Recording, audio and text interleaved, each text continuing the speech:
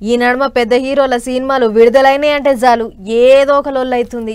టాకీస్ల కడ లొల్లులో, లేకపోతే అభిమానుల పంచాదులో, ఏది లేకపోతే టికెట్ రేట్ల మీద కోర్టుకెక్కుడో గిట్ల కిరికిరైతే బరాబర్ నడుస్తుంది. ఇప్పుడు కూడా ఆ ఓజీ సినిమా టికెట్ రేట్ల మీద లడాయి కోర్టు దాకా పోయింది. ఇటు సర్కారు వాళ్ళకు కూడా సురుకు దాకింది. చూడుర్రి మరిగా ఏమైందో. ఇగో తీయ కూర అంటే అగో పుల్ల కూర అన్నట్టు పెద్ద హీరోల సినిమాలు విడుదలైనాయి అంటే చాలు ఏదో పంచాది కోర్టు దాకా పోతుంది. ఇక ఇప్పుడు AP deputy CM Pawan Kalyan sir hero లెక్క చేసిన ఓజీ సినిమా టికెట్ రేట్ల మీద కిరికిరి జోరుగా అవుతుంది. దెబ్బకు తెలంగాణ సినిమాల మంత్రి కోమటిరెడ్డి వెంకటరెడ్డి సారు మళ్ళోసారి ఏ సినిమాకు టికెట్ రేట్లు పెంచేదే లేదన్నట్టు గరవైండు. టికెట్ రేట్లు పెంచాలని సినిమా వాళ్ళు రావద్దన్నట్టే మాట్లాడిండట. పెద్ద ముచ్చట ఏంటిదంటే ఓజీ సినిమాకు టికెట్ రేట్లు పెంచుకొని ఇంకే సర్కారు వాళ్ళే తొలుత పర్మిషన్లు ఇచ్చిండ్రు. అయితే గా జియో సినిమాల మంత్రికి తెలియకుండానే విడుదలైందట.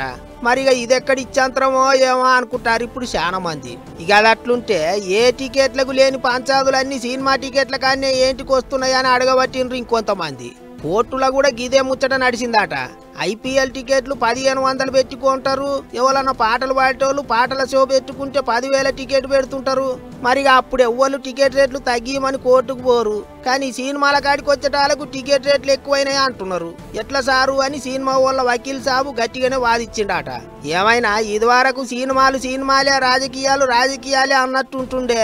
ఇప్పుడుగా రెండింటికి లింకులు పెడతాండ్రు. గందుకే ఈ కొట్లాటలు అవుతున్నాయి అన్నట్టు మాట్లాడుకుంటారు చాలా మంది.